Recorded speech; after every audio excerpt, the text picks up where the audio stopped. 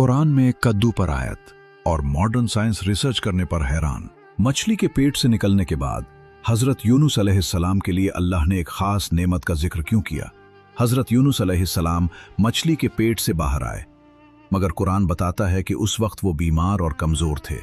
फिर अल्लाह ताला फरमाता है, और हमने उस पर यकीन की बैल उगा दी। यहाँ एक हैरत अंगेज बात है। अल्लाह ताला ने हजरत यूनुस अलैहिस्सलाम की निजात का जिक्र करने के फौरन बाद उनके लिए यकीन का इंतजाम भी बयान किया। यकीन से मुराद कद्दू की बैल के लिए इस्तेमाल होने वाला लफ्ज है, और आज साइंस हमें बताती है कि कद्दू सिर्फ एक आम सब्जी नहीं, इसमें beta carotene, vitamin C, fibre, potassium और मुख्तलिफ एंटीऑक्सीडेंट मुरक्कबात पाए जाते हैं। जदीद तहकीकात में कद्दू के फल और बीजों में मौजूद मुख्तलिफ कैरोटिनॉइड्स, पॉलीफिनॉल्स और दूसरे बायोएक्टिव कंपाउंड्स पर भी तहकीक हुई है, जिनमें एंटीऑक्सीडेंट और एंटी इन्फ्लेमेटरी खुसूसियात देखी गई हैं। कुरान में इसका जिक्र बेशक अल्लाह करीम इंसानियत के लिए इशारा देता है। सुभान अल्लाह।